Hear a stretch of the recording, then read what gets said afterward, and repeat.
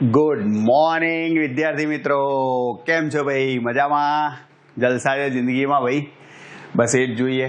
જુઓ ભાઈ, આપણે છેલ્લા લેક્ચરમાં વધારાના સ્વાધ્યાયમાં તો છે જ નહીં, સોરી ભાઈ, એમાં વધારાના સ્વાધ્યાય તો છે જ નહીં. આમાં જે દાખલા બાકી છે ભાઈ આપણે જોઈ લઈશું. જુઓ, આપણે જે બાકી છે ભાઈ સ્વાધ્યાયનો તમારો 26મો એ દાખલો નથી, સમજૂતી પ્રકારનો પ્રશ્ન છે. ઓકે, એ પહેલાં જોઈ લઈએ, પછી આગળ વધીશું. જુઓ, આગળના દાખલામાં સ્વાધ્યાયનો 26મો સવાલ આવો છે: નીચેના પ્રશ્નોના ઉત્તર આપો. એ, વસ્તુએ આંખ સાથે બનાવેલો ખૂણો અને વિવર્ધક લેન્સથી રચાયેલા તેના આભાસી પ્રતિબિંબે આંખ સાથે આંતરેલો ખૂણો સમાન છે. ભાઈ ખરેખર સમાન ના હોય, હા, પેલો ખૂણો થોડો મોટો તો હોય જ, એક્ઝેક્ટ સરખા ના હોય, પણ આવું લખ્યું છે અહીંયા. તો પછી વિવર્ધક કાચ કયા અર્થમાં કોણીય મોટવણી આપે છે? ભાઈ આપણને જો કહેવાનો મતલબ અહીંયા વિવર્ધક કાચ એટલે શું ખબર છે? બિલોરી કાચ. હા, એટલે જુઓ, નોર્મલ આપણે કોઈ વસ્તુને જોતા હોઈએ, આપણે એની વાત કરી છે. ભાઈ આ વસ્તુ આપણે જોઈએ છીએ અને વસ્તુ આપણે ક્યાં રાખીએ છીએ? ભાઈ સ્પષ્ટ અને આરામદાયક સુખરૂપ પ્રતિબિંબ જોવા માટે આપણે ક્યાં રાખીએ છીએ? ભાઈ નજીક બિંદુ પર રાખીએ છીએ. ક્લિયર? ઓકે, હવે જ્યારે તમે એને બિલોરી કાચથી જુઓ છો, જુઓ ભાઈ મેં આ લેન્સ બતાવ્યો, ખુલ્લી આંખ, ભાઈ આંખ ખુલ્લી રાખી આપણે બંધ આંખે તો જોવાય નહીં, કોમન સેન્સની વાત છે. માનવ આંખ છે, ભલે આપણી આંખ ભાઈ તમે સમજો, હા, ઘુવડ જેવી હોય, પણ આપણે એના માનવ આંખ જ કહીશું. અને આ જે તમારી વસ્તુ છે, જુઓ એનું પ્રતિબિંબ રચાયું, આ આભાસી અને વિવર્ધિત પ્રતિબિંબ, એ પણ નજીક બિંદુ જેટલા અંતરે જ રચાય છે. હવે તમે અહીંયા જો કોણીય મોટવણી લખો બીટા અપોન આલ્ફા, તો એનું સૂત્ર HI અપોન HO થશે. HI upon HO. કોમન સેન્સની વાત છે. જુઓ, તમને સ્પષ્ટ દેખાય છે કે HI ની કિંમત HO કરતાં ઘણી મોટી છે. વિવર્ધિત ભાઈ આપણને ખબર જ છે, બિલોરી કાચથી જુઓ એટલે મોટું ફાફડા જેવું ભાઈ તમને સમજો પ્રતિબિંબ દેખાય, આપણને ખબર જ છે.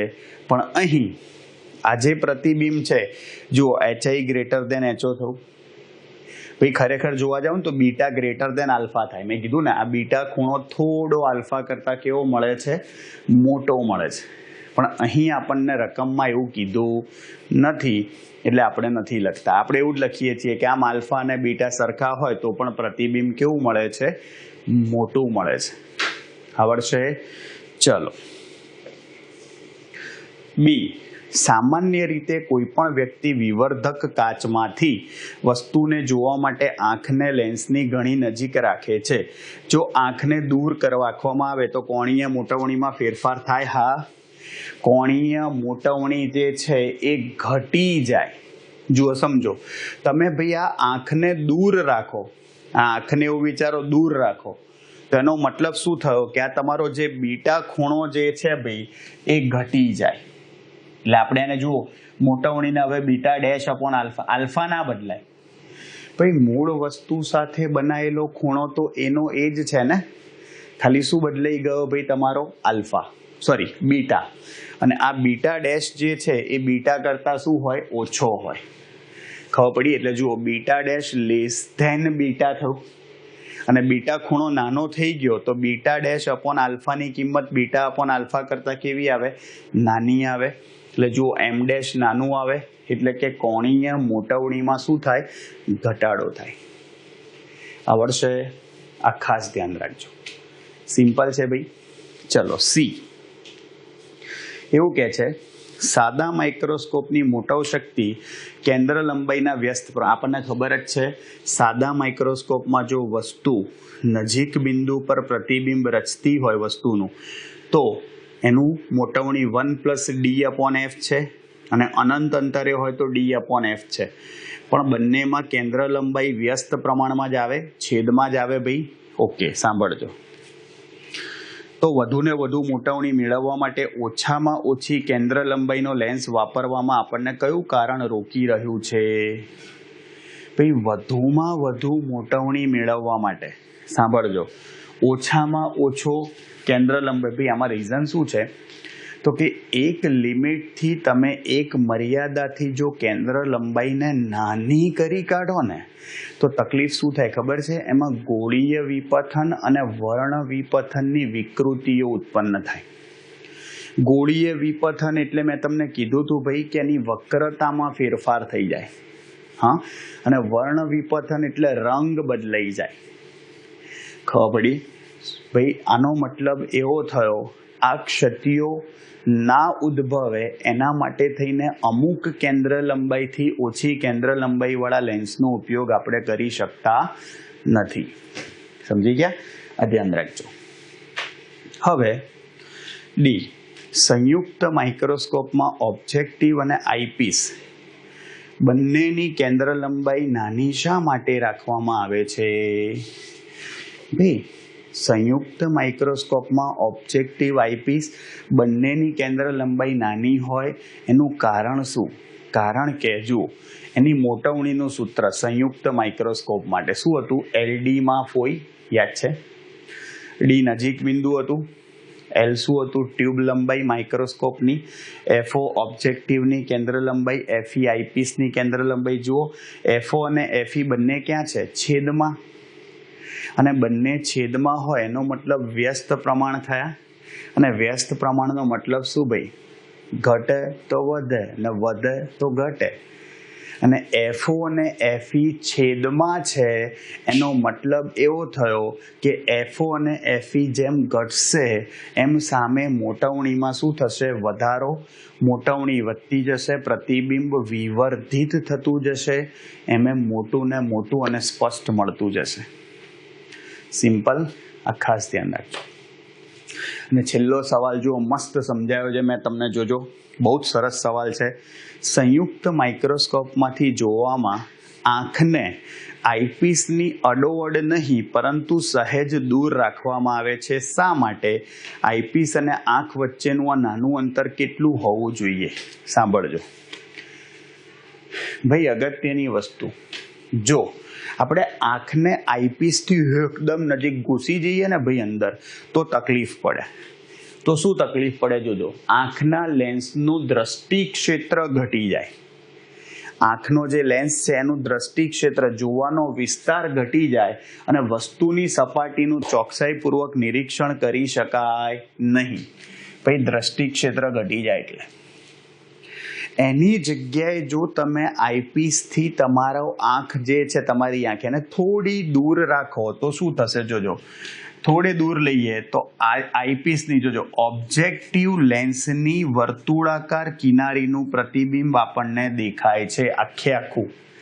અને આ જે પ્રતિબિંબ છે એને નેત્ર વલય કહેવાય, આઈ રિંગ કહેવાય.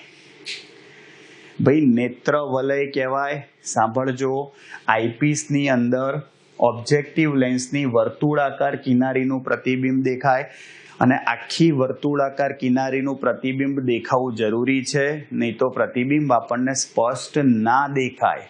અને એટલા માટે ભાઈ આ નેત્ર વલય આઈપીસની બહાર તેનાથી થોડેક જ દૂર, ખબર પડી, રચાતી હોય છે. આ આઈરિંગ ક્યાં રચાતી હોય? યસ, આઈપીસથી સહેજેક દૂર, એટલે આપણી આંખ થોડી દૂર રાખીએ તો સ્પષ્ટ આખું પ્રતિબિંબ જોઈ શકાય. માટે આપણી આંખને ત્યાં ગોઠવતા વક્રીભવન પામતા બધા જ કિરણોને આવરી લે છે. કોઈ કિરણો રહી ના જાય, પ્રતિબિંબ શું દેખાય? સ્પષ્ટ. અને ભાઈ જોજો, આપણે આંખના લેન્સની મહત્તમ પ્રકાશ સમાવેશ ક્ષમતા બહુ અગત્યની વસ્તુ છે.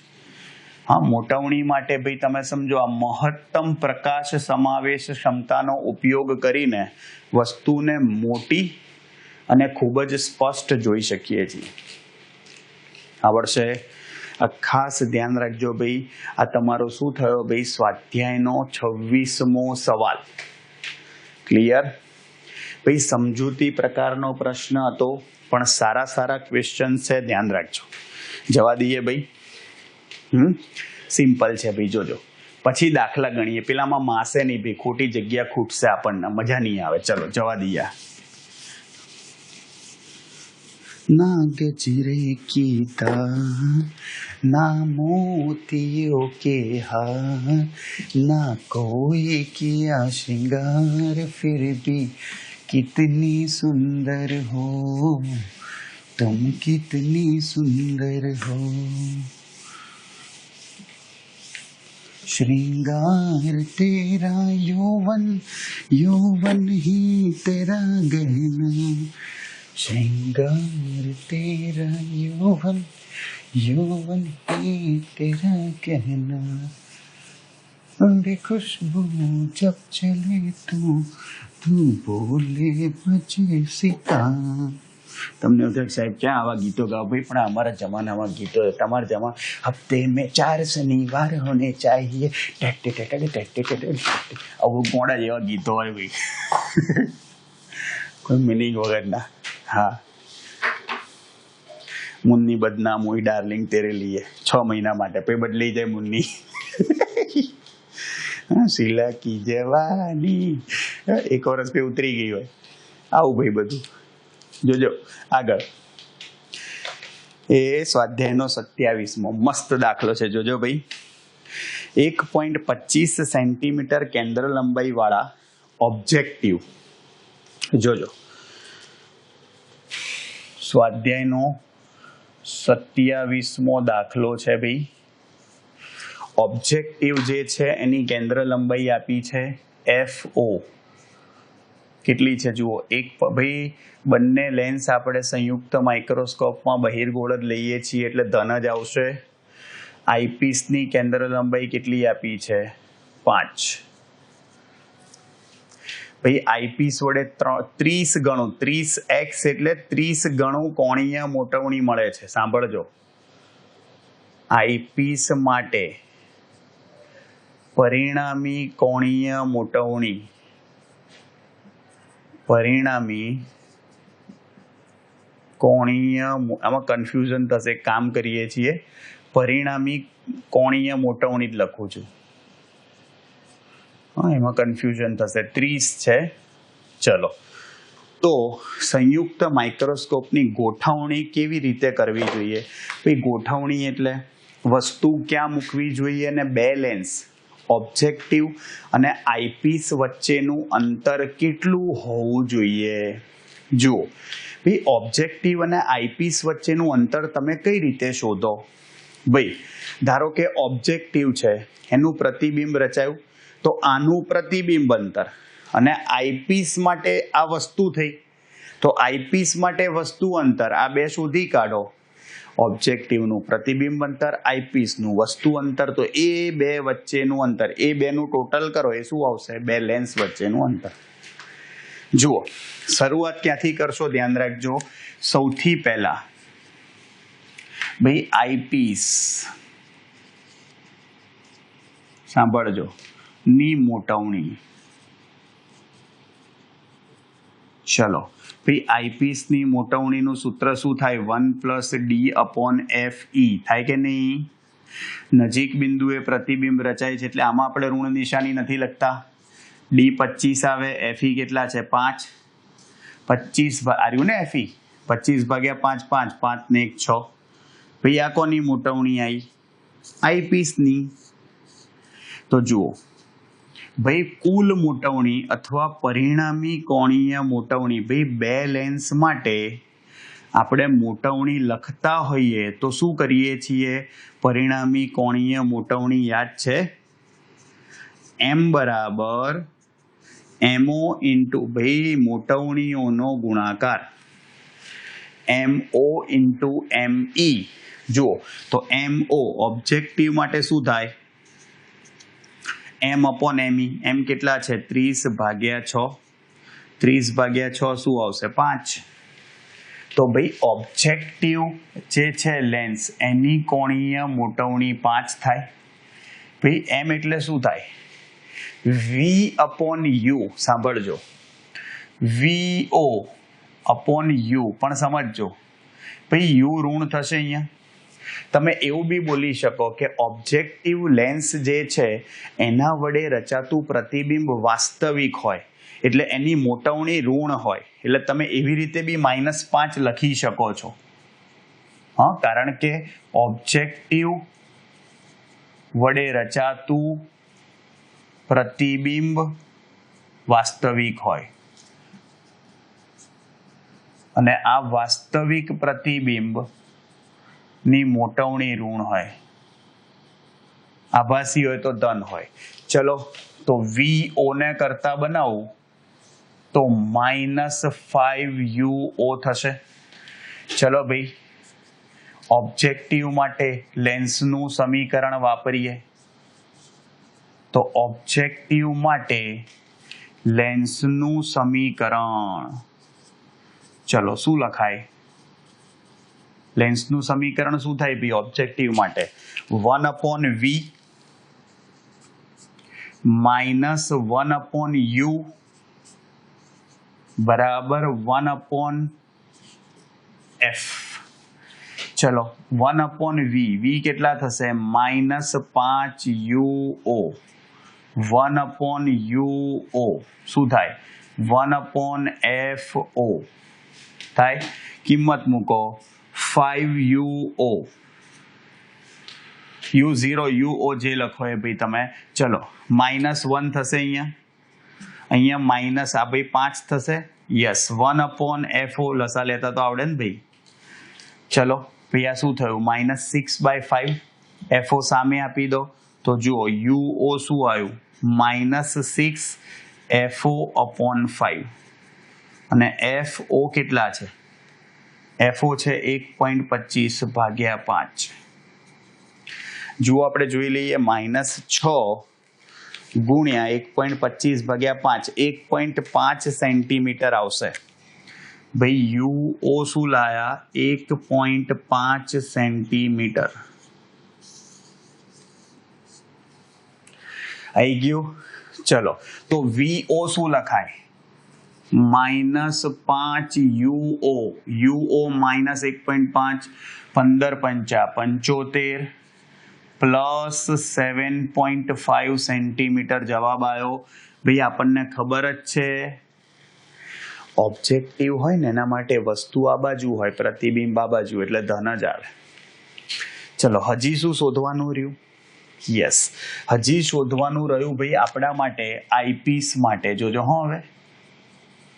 ચલો આઈપીસ માટે ભાઈ તમને મને ખબર છે પ્રતિબિંબ અંતર શું આવે? -D આવે, -25.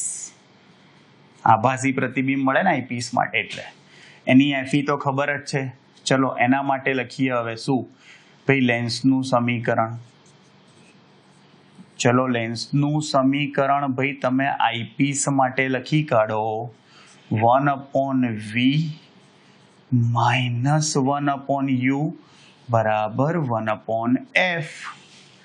ચલો 1/U ને કરતા બનાવો ભાઈ, વસ્તુ અંતર શોધવાનું છે ને આપણે, એટલે તો 1/VE માઇનસ, ખબર પડી ને શું કર્યું ભાઈ? આ માઇનસ વાળું પદ સામે આપ્યું, પ્લસ થયું, પેલું આ બાજુ લઈ આવ્યા માઇનસ. ચલો કિંમત મૂકો. VE કેટલા? VE તો -D છે એટલે -25 માઇનસ ઉપર લખીશ. FE કેટલા છે? 5.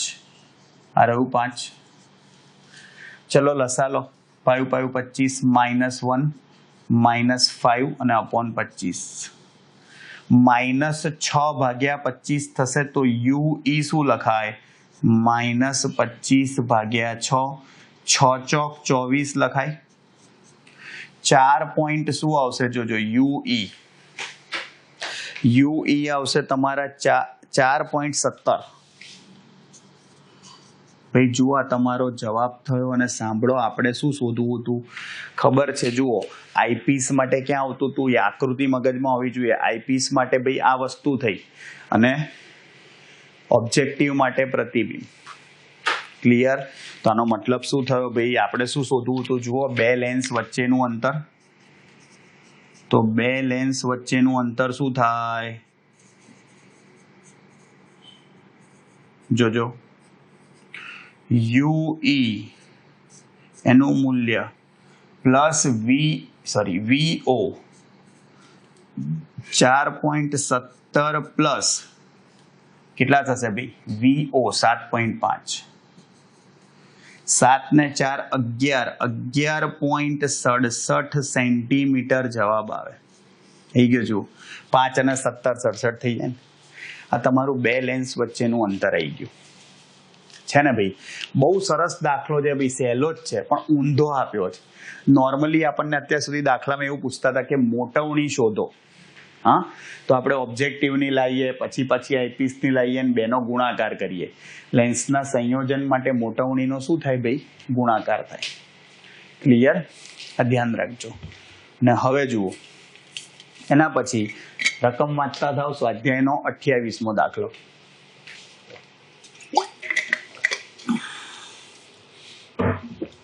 જુઓ શું કહે છે. એક નાના ટેલિસ્કોપમાં 140 સેન્ટીમીટર કેન્દ્ર લંબાઈનો ઓબ્જેક્ટિવ અને 5 સેન્ટીમીટર કેન્દ્ર લંબાઈનો આઈપીસ છે. જોજો શું કહે છે ભાઈ. ટેલિસ્કોપ માટે નાના ટેલિસ્કોપમાં જોજો શું કહે છે. તો કે આપણને રકમમાં આવું કીધું છે કે ભાઈ ઓબ્જેક્ટિવ 140 સેન્ટીમીટર છે અને આઈપીસ 5 સેન્ટીમીટર છે. ઓબ્જેક્ટિવ 140, આઈપીસ 5 સેન્ટીમીટર છે. ઓકે, જોજો શું કહે છે. પહેલો સવાલ, જ્યારે ટેલિસ્કોપની સામાન્ય ગોઠવણી કરેલી હોય એટલે કે અંતિમ પ્રતિબિંબ અનંત અંતરે મળતું હોય ત્યારે અને જ્યારે અંતિમ પ્રતિબિંબ નજીક બિંદુ અંતરે મળતું હોય ત્યારે મોટાઉ શક્તિ શોધવાની છે. જોજો તો કે પહેલું, જ્યારે પ્રતિબિંબ અનંત અંતરે રચાતું હોય, જ્યારે પ્રતિબિંબ અનંત અંતરે રચાતું હોય ત્યારે મોટવણી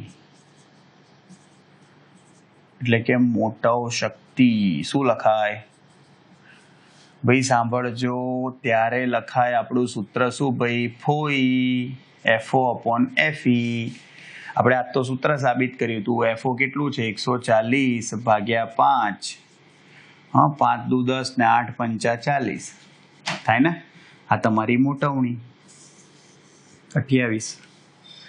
અને જ્યારે પ્રતિબિંબ નજીક બિંદુએ રચાતું હોય ભાઈ, જોજો, જ્યારે પ્રતિબિંબ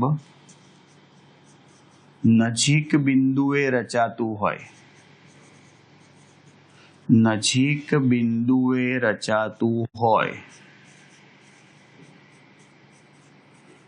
સાંભળજો, ત્યારે મોટાઉ શક્તિ.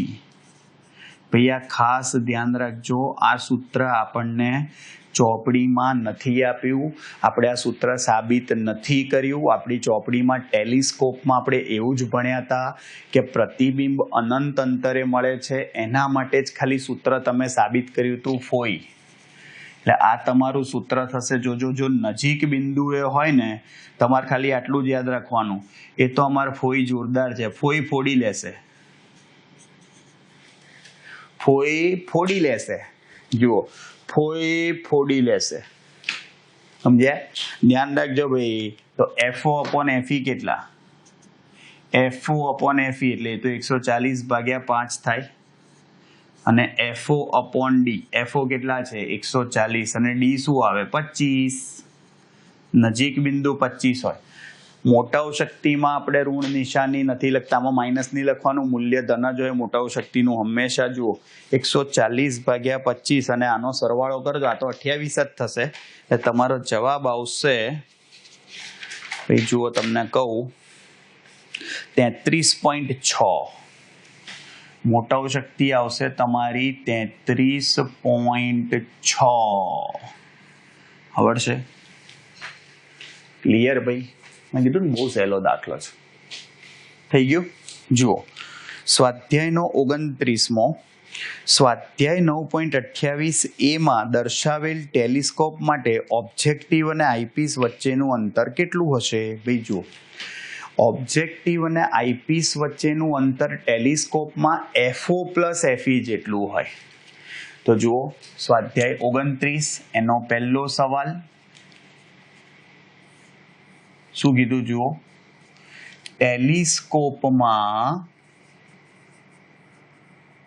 આઈપીસ ઓબ્જેક્ટિવ અને આઈપીસ વચ્ચેનું અંતર ઓબ્જેક્ટિવ અને આઈપીસ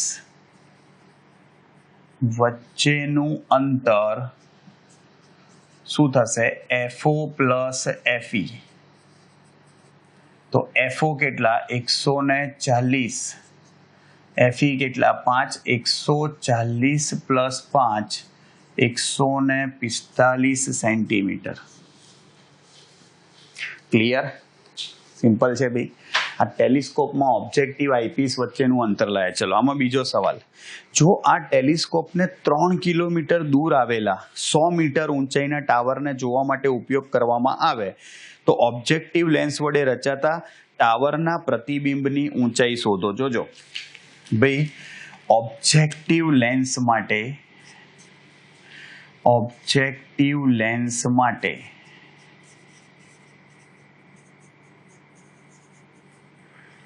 મોટવણી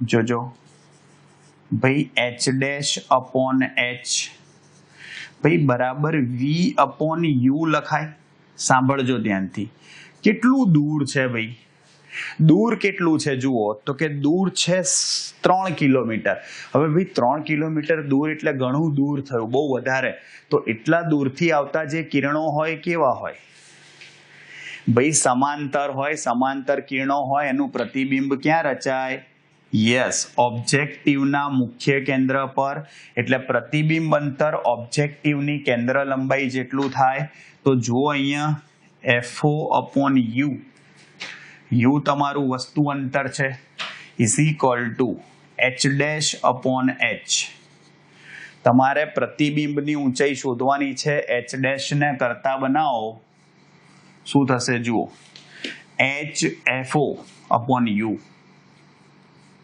ચલો H કેટલું છે H ક્યાં ગયું કેટલી ઊંચાઈ છે ભાઈ જોજો 100 મીટર ઊંચાઈનું ટાવર છે 100 મીટર FO કેટલા છે 140 U માઇનસ થશે ભાઈ 3 કિલોમીટર 3000 મીટર લખ્યું મેં હા અહીંયા લખી રાખું છું U 3 કિલોમીટર જે છે ખરેખર માઇનસ થાય એટલે માઇનસ 3000 મીટર થયું અને H કેટલી છે વસ્તુની ઊંચાઈ 100 મીટર ટાવરની તો જુઓ H ડેશ ટાવરના ઓબ્જેક્ટિવ વડે રચાતા પ્રતિબિંબની ઊંચાઈ જુઓ શું થાય તો કે 100 ગુણ્યા ભાઈ 3 મીંડા જવા દો 14 ભાગ્યા 3 હા 4 તરી 12 થશે 4 પોઈન્ટ સમથિંગ 4.7 સેન્ટીમીટર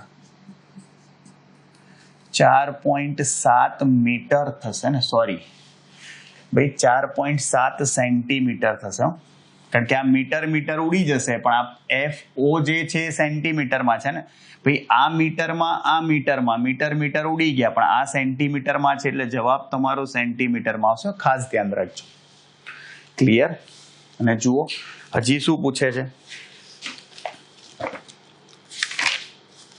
જો ટાવરનું અંતિમ પ્રતિબિંબ 25 સેન્ટીમીટર અંતરે મેળવવામાં આવે તો પ્રતિબિંબની ઊંચાઈ શોધો ભાઈ ટાવરનું અંતિમ પ્રતિબિંબ 25 સેન્ટીમીટર અંતરે મેળવવામાં આવે એનો મતલબ કે નજીક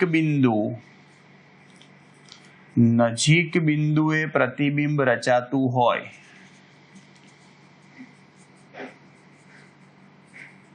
સાંભળજો તો તમારે શું કરવાનું છે જોજો અહીંયા તો કે ભાઈ અંતિમ પ્રતિબિંબની ઊંચાઈ શોધવાની છે અંતિમ પ્રતિબિંબ જે બહુ જ વિવર્ધિત મળે ભાઈ આપણને ખબર જ છે તો ભાઈ નજીક બિંદુએ પ્રતિબિંબ રચાતું હોય તો મોટવણીનું સૂત્ર 1 + D/F આઈપીસ માટે છે ભાઈ આઈપીસ માટે છે તો આઈપીસ માટે સમજો ઓબ્જેક્ટિવ દ્વારા રચાતું પ્રતિબિંબ એ આઈપીસ માટે વસ્તુ તરીકે વર્તે એટલે આ વસ્તુ થઈ અને અંતિમ પ્રતિબિંબ જે રચાશે બહુ જ મોટું હશે એટલે સાંભળજો એ આપણે H કહી દઈએ તો ME શું લખાય H_H 1 પ્લસ 25 થાય. FE શું થશે? FE ક્યાં ગયા લ્યા યાર, પેલા દાખલાનું લેવાનું છે આ રહ્યું 5. 1 પ્લસ 5 6 થઈ જશે. તેનો મતલબ H double dash 6 into H dash 4.7 થાય. તો ભાઈ જુઓ, આઈપીસ વડે રચાતા પ્રતિબિંબની ઊંચાઈ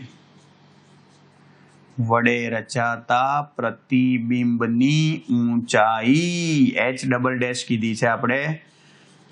6 ગુણ્યા 4.7 કરો. જુઓ શું આવે જવાબ તમારો આવશે 6 ગુણ્યા 4.7. યસ, 28.2 થઈ જશે.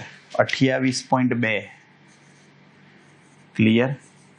આટલા સેન્ટીમીટર થાય. ક્લિયર ભાઈ, થઈ ગયું. જુઓ ભાઈ, આ તમારું શું થયું? સ્વાધ્યાયનો 27મો, 28મો અને 29મો દાખલો થયો. આવડશે? મસ્ત છે ભાઈ. જુઓ, હવે છેલ્લા 3 દાખલા બાકી જોઈ લઈએ આપણે ભાઈ. 30, 31 અને 32. ઓકે, જો એટલે જોઈ લઈએ. એટલે આપણે 9મું ચેપ્ટર માઇન્ડ બ્લોઈંગ ફેન્ટાસ્ટિક, જે મોટામાં મોટું ચેપ્ટર હતું, એ કમ્પ્લીટ થઈ જશે. ચલો જવા દઉં. લો,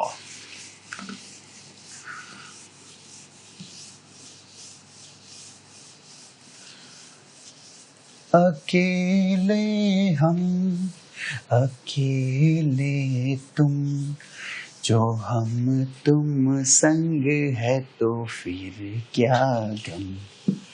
तू मेरा दिल, तू मेरी जान, ओ आई लव यू डैडी. तू मासूम, तू शैतान, but you love me daddy. तू मासूम, तू शैतान. જોજો ભાઈ, રકમ વાંચતા થાવ. સ્વાધ્યાયનો 30મો દાખલો.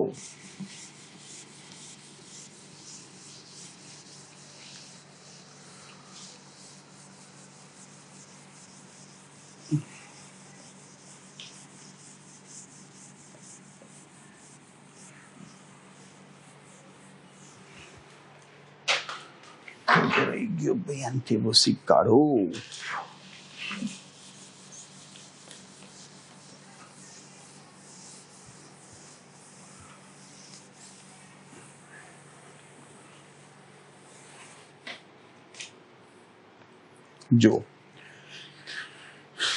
જો ભાઈ, આગળ સ્વાધ્યાયનો દાખલા નંબર 30મો, કેસેગ્રેન ટેલિસ્કોપ. ભાઈ કેસેગ્રેન યાદ આવ્યું? એમાં 2 પરાવર્તક અરીસાઓ હતા ટેલિસ્કોપમાં. પહેલો મુખ્ય અરીસો અંતર્ગોળ હતો ને બીજો કેવો હતો? બહિર્ગોળ અરીસો. અંતર્ગોળ અરીસાથી અનંત અંતરે મૂકેલી વસ્તુનું પ્રતિબિંબ ક્યાં રચાતું હતું? યસ, વચ્ચે. હા, પણ વચ્ચે પાંજરો લઈને બેહવું ના પડે એટલે બહિર્ગોળ અરીસાથી પ્રતિબિંબ ક્યાં નાખતા હતા? બહાર, આઈપીસ ઉપર. યાદ આવી ગયું? જુઓ રકમમાં શું કહે છે. એક કેસેગ્રેન ટેલિસ્કોપ આકૃતિ 9.30માં આપણે જોયેલું જ છે ભાઈ. બતાવ્યા મુજબ 2 અરીસાઓ વાપરવામાં આવે છે. જોજો શું કહે છે.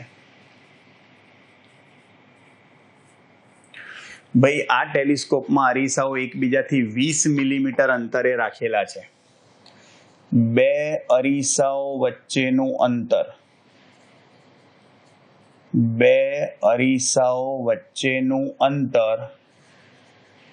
20 મિલીમીટર છે. જોજો, મોટા અરીસાની વક્રતા ત્રિજ્યા, સાંભળજો, મોટા અરીસાની એટલે કે અંતર્ગોળ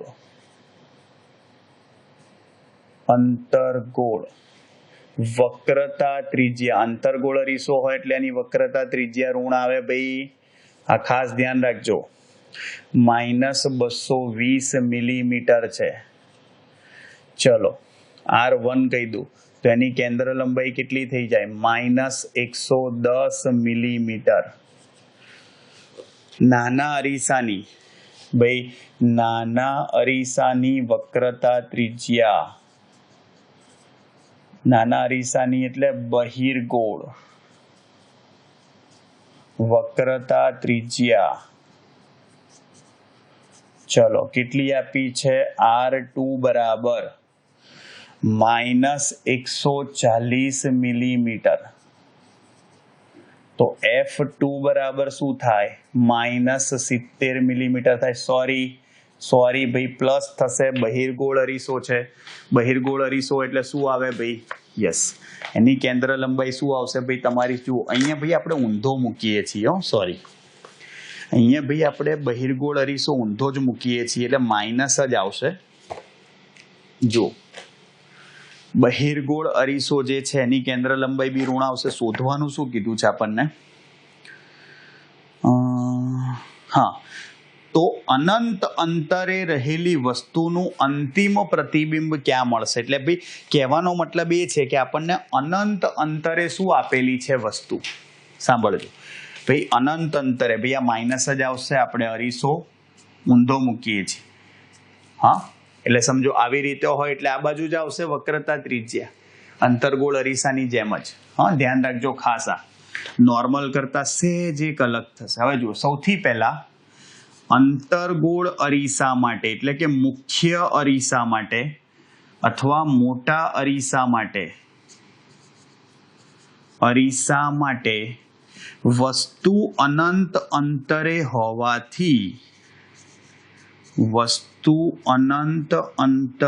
હોવાથી પ્રતિબિંબ મુખ્ય કેન્દ્ર પર રચાશે. ભાઈ અનંત અંતરે હોય એટલે કિરણો સમાંતર હોય ને પ્રતિબિંબ ક્યાં રચાશે? મુખ્ય કેન્દ્ર પર હોવાથી પ્રતિબિંબ મુખ્ય કેન્દ્ર પર રચાશે. મુખ્ય કેન્દ્ર પર રચાયો અને એટલે કે એનું પ્રતિબિંબ અંતર કેન્દ્ર લંબાઈ જેટલું હોય એટલે -110 થશે. ભાઈ પહેલું પ્રતિબિંબ અહીંયા મળ્યું. ભાઈ બે લેન્સ વચ્ચેનું અંતર જુઓ 20 મિલીમીટર છે, માટે ભાઈ બીજા ગૌણ એટલે કે બહિર્ગોળ અરીસા માટે વસ્તુ અંતર તમે લખવા જાઓ તો 110 -20 થાય. કારણ કે ભાઈ બે લેન્સ વચ્ચેનું અંતર માઇનસ કરવું પડે, તો સોરી બે અરીસા વચ્ચેનું. હા, તો એનો મતલબ -90 મિલીમીટર થાય. ભાઈ ખબર પડે છે? તો અંતિમ પ્રતિબિંબ ક્યાં રચાશે શોધવા માટે જુઓ સિમ્પલ. ભાઈ ગૌણ અરીસા માટે જોજો અરીસો આવ્યો, ભૂલ ના કરતા, ભૂલથી ભૂલ થઈ જાય. કારણ કે આખા ચેપ્ટરમાં મેક્સિમમ લેન્સ વાળું છે. તો અરીસા માટે અરીસાનું સમીકરણ 1/v + 1/u થાય છે. હા, 1/v - 1 આખું ચેપ્ટર પત્યા પછી આ ધ્યાન રાખવું પડે ભાઈ કયું સૂત્ર વાપરો છો એ. તો 1/v + 1/u બરાબર 1/f. ચલો 1/2 લખી કાઢું બધે. ચલો કોને આપણે કરતા બનાવીએ? V2 ને જે શોધવું છે. ચલો 1/f2 કેટલા છે? -90. F2 સોરી -70 -1/u2 સામે જતું રહ્યું ને, પણ u2 તો -90 છે, તો +90 થઈ જાય. લસા લો ચલો, -90 + 70 ભાગ્યા 90 × 70. -90 + 70 શું થાય? -20 થાય. તો V2 શું લખાય? 9 × 7 = 63 00 ભાગ્યા -20 થાય. મીંડું ગયું. તો જુઓ આ તમારું પ્રતિબિંબ અંતર શું આવશે? ભાઈ 3, અહીંયા 1 અને ભાઈ પાછળ કેટલા રહેશે? અહીંયા આગળ 1 રહેશે એટલે 5 મિલીમીટરમાં જવાબ આવ્યો. ભાઈ જો સેન્ટીમીટરમાં લખવું હોય તો 31.5 સેન્ટીમીટર જવાબ આવે. 31.5. ખબર છે? ખાસ ધ્યાન રાખજો. છે ને ભાઈ, મસ્ત દાખલો, સિમ્પલ જ છે. હા, મિલીમીટર વાળો જવાબ રાખો તો એ ચાલે જ, ચિંતા નહીં કરવાની. જુઓ, ચલો સ્વાધ્યાયનો 32મો દાખલો, સોરી 31મો. ગેલ્વેનોમીટરના ગૂંચળા સાથે જોડેલ સમતલ અરીસાની ઉપર લંબરૂપે આપાત કરેલ કિરણ આકૃતિમાં બતાવ્યા પ્રમાણે તે જ માર્ગે પાછું ફરે છે. જોજો, આવું કહે છે, તે જ માર્ગે પાછું ફર્યું. જોજો ભાઈ, સમતલ અરીસો છે પહેલા, ભાઈ અથડાઈને તે જ માર્ગે કિરણ જો ગયું, અથડાઈને પાછું ફર્યું. આપણને ખબર જ છે પરાવર્તનમાં આવું જ થાય. આ સ્ક્રીનનો એસ લખ્યો છે. એસ એટલે સ્ક્રીન, સ્ક્રીન એટલે પડદો. હા, શું કહે છે? ગૂંચળામાંથી પસાર થતા વિદ્યુત પ્રવાહના કારણે અરીસો 3.5 ડિગ્રીનું કોણાવર્તન અનુભવે છે. ભાઈ 3.5 ડિગ્રીનું કોણાવર્તન અનુભવે છે. નાનકડું, પણ અહીંયા દેખાય એટલે થોડું મોટું બતાવવું પડે. અરીસો આવી રીતે. જોજો, હવે અરીસાથી 1.5 મીટર દૂર મૂકેલા પડદા ઉપર પરાવર્તિત કિરણના બિંદુનું સ્થાનાંતર કેટલું હશે? ભાઈ આ 1.5 મીટર દૂર પડદો મૂક્યો છે. ભાઈ જુઓ, પહેલા અરીસો તમારો સમતલ સીધો હતો, 3.5 ડિગ્રી. હવે જુઓ, આ કિરણ જે ગયું, સાંભળજો, અહીંયાથી પરાવર્તન પામીને, ધારો કે અહીંયા ગયું,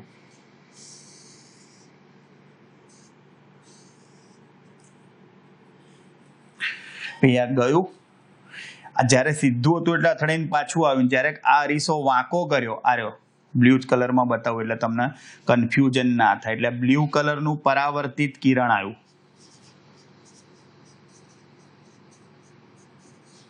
આ કેટલું શિફ્ટ થયું આ શોધવાનું છે, આ અંતર. આને હું એક્સ કહી દઉં. સાંભળજો, આપાત કિરણે ભાઈ લંબ જોડે બનાવેલો ખૂણો કેટલો હોય? ભાઈ અહીંયા તમે લંબ દોરો ને તો બનાવેલો ખૂણો તમે સમજો 3.5 ડિગ્રી કીધો છે.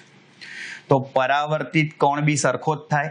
તો આપાત કોણ, પરાવર્તન કોણ, બંને થીટા થીટા જ થાય. ભાઈ આપાત કિરણે લંબ જોડે બનાવેલો ખૂણો કેટલો? Theta, 3.5 degree. તો પરાવર્તન કોણ પણ એટલો જ થાય. તો ટોટલ ખૂણો કેટલો થયો? Theta plus theta. તો ટોટલ આ ખૂણો જે છે એ 2 થીટા થયો કહેવાય. ખબર પડે છે? એટલે 2 થીટા કેટલો થાય? 7 ડિગ્રી. માટે 2 થીટા 7 ડિગ્રી થઈ જાય. અને માટે આકૃતિમાં દર્શાવ્યા મુજબ શું આવશે? કોની જરૂર પડશે? જુઓ, tan થીટાની. tan થીટા એટલે સામેની બાજુ, પણ tan 2 થીટા છે. સામેની બાજુ શું આવે? x ભાગ્યા પાસેની બાજુ d. સામેની બાજુ x, પાસેની d. ચલો કોને કરતા બનાવું? x ને. તો d tan 2 થીટા. 2 થીટા એટલે 7 ડિગ્રી લખાય. ચલો કેપિટલ D 1.5 છે. tan 7 ડિગ્રી શું લખાશે? tan 7 ડિગ્રીની કિંમત ભાઈ 0.1228. 0.1228. હા, ધ્યાન રાખજો ભૈયા.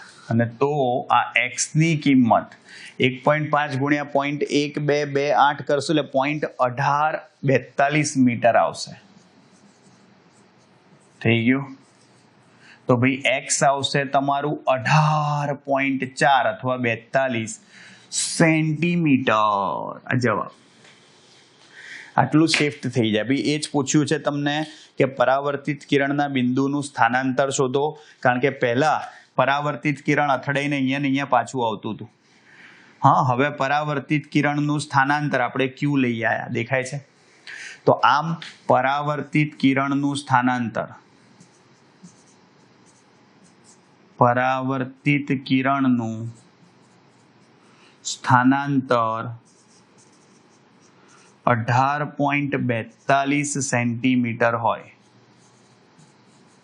ખબડી આ ખાસ ધ્યાન રાખજો. આવડે? ચલો.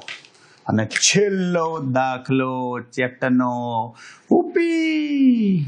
બહુ ચાલ્યું હાડું થાય ને ભાઈ, પણ ચેપ્ટર મોટું છે ને મસ્ત છે, મજા આવી જાય એવું. જુઓ, આકૃતિમાં એક બહિર્ગોળ લેન્સ કે જેની બંને વક્રતા ત્રિજ્યાઓ સરખી છે. ભાઈ બહિર્ગોળ લેન્સમાં તમને ખબર છે R1 શું આવે? ધન, અને R2 શું આવે? ઋણ. અને અહીંયા બંને સરખી આપી છે, ખાસ ધ્યાન રાખજો. હવે આવું કે છે, જોજો, તેને પ્રવાહીના સંપર્કમાં સમતલ અરીસા પર મૂકેલ છે.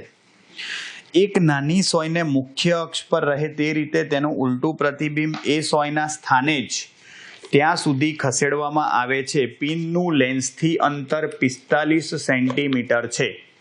તો હવે પ્રવાહીને દૂર કરી પ્રયોગનું પુનરાવર્તન કરતા આ અંતર 30 સેન્ટીમીટર મળે છે.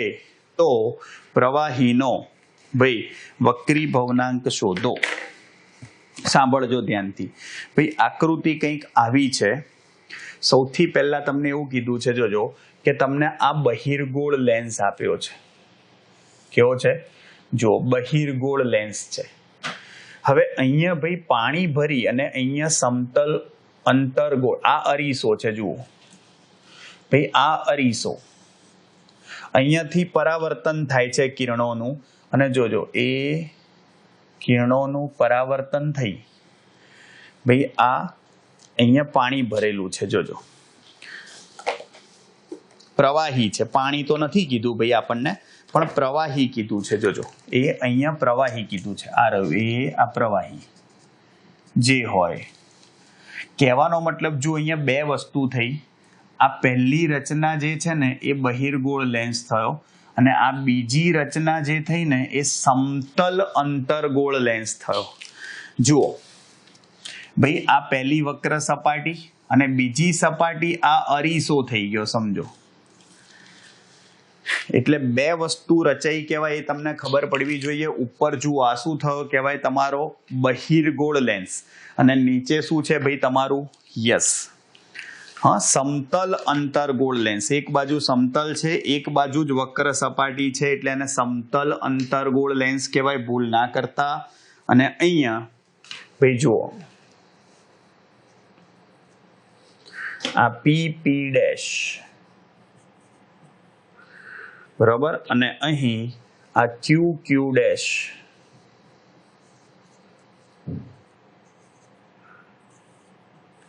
બરાબર ભાઈ, આ કિરણ ગયું એ અથડાઈને એનું એ પાછું આવ્યું. બરાબર, અહીંયા આગળ જે કિરણ ગયું, બરાબર, અહીંયાથી ભાઈ વક્રીભવન પામી અને અહીંયાથી આ અથડાયું. જોજો આ આવ્યું, આ અથડાયું, અહીંયાથી આ વક્રીભવન પામીને ગયું, અને અહીંયાથી એ આ ક્યુનું કિરણ Q ડેશમાં ગયું. થઈ ગયું. અને એ જ રીતે ભાઈ અહીંયા જો P માંથી P ડેશમાં ગયું ભાઈ. ઓકે, તો હવે શું કહે છે? ધ્યાનથી સાંભળજો. એક નાની સોયને મુખ્ય અક્ષ પર રહે તે રીતે તેનું ઉલટું પ્રતિબિંબ એ સોયના સ્થાને જ દેખાય ત્યાં સુધી ખસેડવામાં આવે છે. પિનનું લેન્સથી અંતર જે છે એ 45 સેન્ટીમીટર છે. ભાઈ સમજો, અહીંયા બંનેની ભાઈ એક સમતલ અંતરગોળ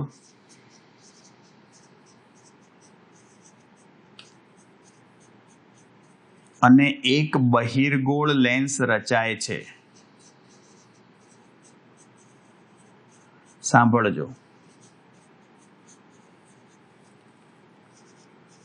હવે સંયુક્ત તંત્રની કેન્દ્ર લંબાઈ, સંયુક્ત તંત્રની એટલે કે પરિણામી કેન્દ્ર લંબાઈ 45 સેન્ટીમીટર છે. કેટલી છે? 45. હવે તમને એવું કહે છે કે પ્રવાહી કાઢી નાખવામાં આવે તો ભાઈ આ અંતર 30 સેન્ટીમીટર મળે છે. એનો મતલબ જોજો, ભાઈ પ્રવાહીને કાઢી નાખતા શું રહે તો કે બહિર્ગોળ લેન્સ રહે ઉપરનો. ભાઈ પ્રવાહી કાઢી નાખો તો ખાલી બહિર્ગોળ લેન્સ રહે, તો બહિર્ગોળ લેન્સની કેન્દ્ર લંબાઈ 30 સેન્ટીમીટર મળે છે F1. તો ભાઈ સ્વાભાવિક છે, ધારો કે અંતર્ગોળ લેન્સની કેન્દ્ર લંબાઈ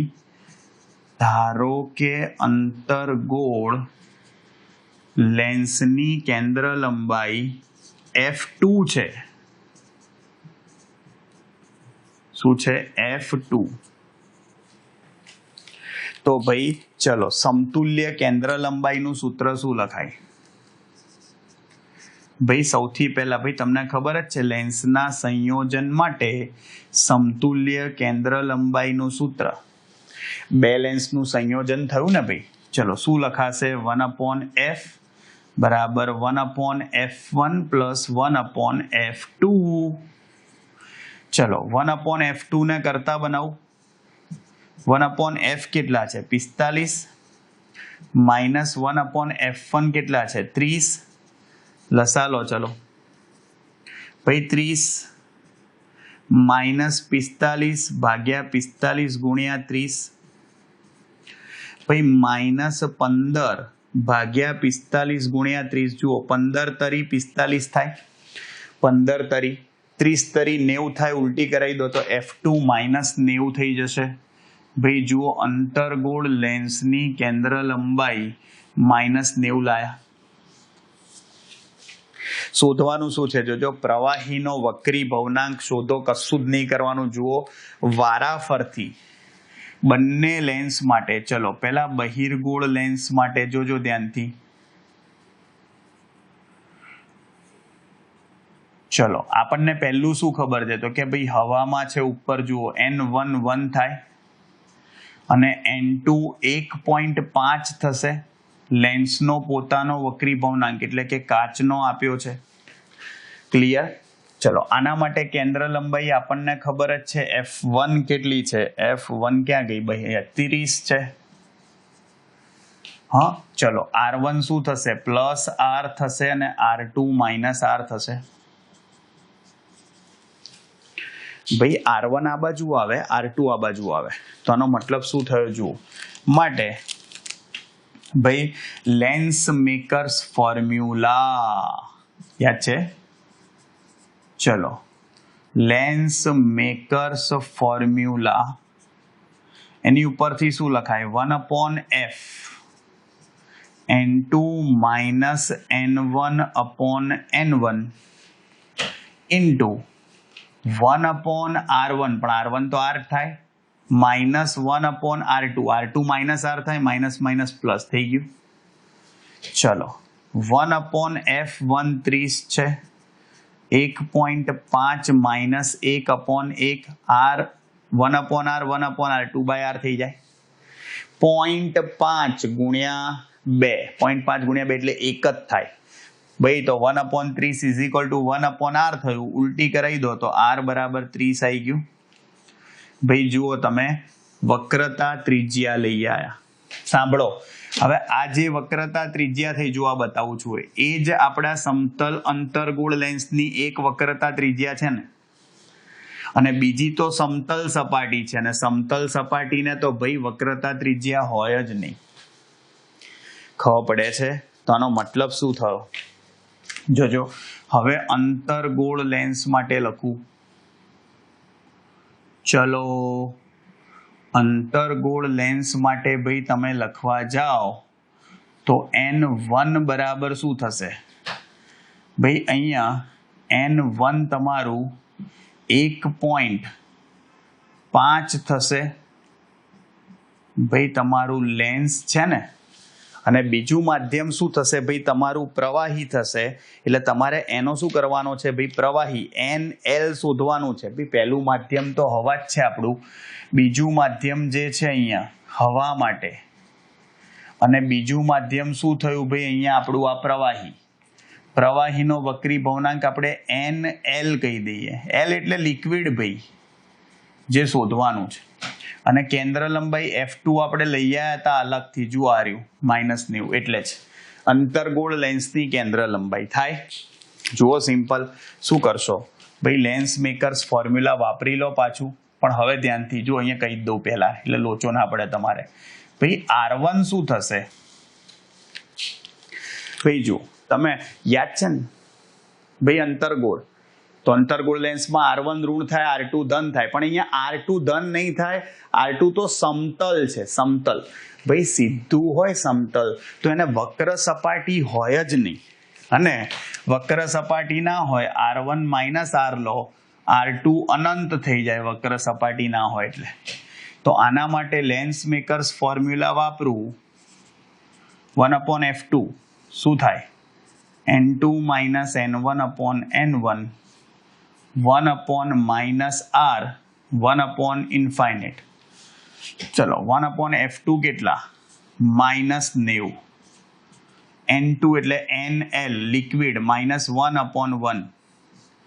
ભાઈ આ -1/R કેટલા છે, R કેટલા છે ભાઈ, 30. પણ ભાઈ જુઓ આ માઇનસ પ્લસ થઈ જાય, આ 30 તરી 90 થઈ જાય તો 1/3 આવશે, ઇઝ ઇક્વલ ટુ NL - 1.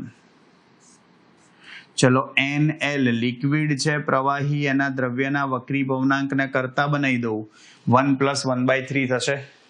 અને ભાઈ 1 + 1/3 થાય તો શું થાય, આ 0.33 થશે, એટલે 1.33 જવાબ આવે. આ જે પ્રવાહી ભર્યું છે એનો વક્રી ભવનાંક લઈ આવ્યા. સિમ્પલ ભાઈ. શું કર્યું જુઓ, સૌથી પહેલા જે બહિર્ગોળ લેન્સ હતો એના માટે આપણે લેન્સ મેકર્સ ફોર્મ્યુલા વાપર્યું, પછી અંતર્ગોળ લેન્સ માટે વાપર્યું, પણ એ પહેલા આપણે અંતર્ગોળ લેન્સની કેન્દ્ર લંબાઈ પરિણામી કેન્દ્ર લંબાઈ પરથી લઈ આવ્યા હતા. આવડશે?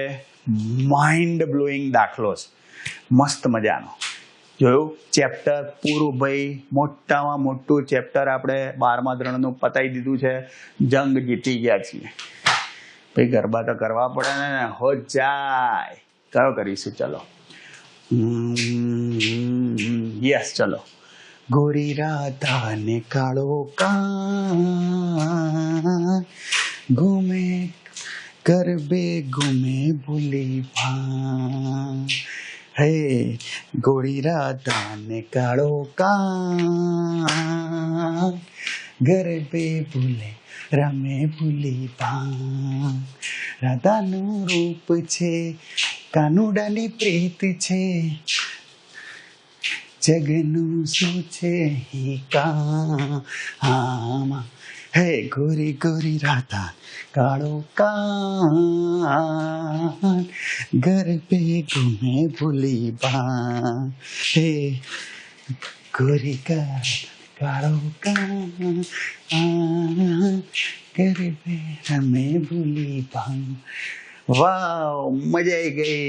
એ પૂરું ચેપ્ટર ટેમ્પો રહી ગયો ભાઈ, મજા પડી ગઈ. ડન. જોરદાર તૈયાર કરી કાઢજો ભાઈ.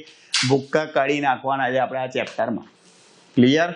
ખાલી તમારે ધન ઋણ નિશાનીનું ખાસ ધ્યાન રાખવું પડશે. એટલે દાખલા થોડા પ્રેક્ટિસ કરીને ભાઈ તૈયાર કરજો. હા, એટલે તમને કોઈ તકલીફ નહીં પડે.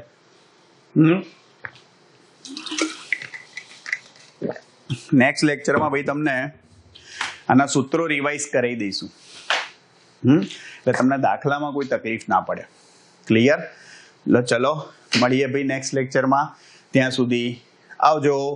બાય, સી યુ, ટાટા, સબ્બા કે સાયોનારા, હસ્તા લા વિસ્તા, ફિર મિલેંગે ચલતે ચલતે. ખુદા હાફિઝ, દાસ વિદાનિયા. જય શ્રી કૃષ્ણ, જય અંબે, જય હિન્દ, જય ભારત, વંદે માતરમ. Tata, take care.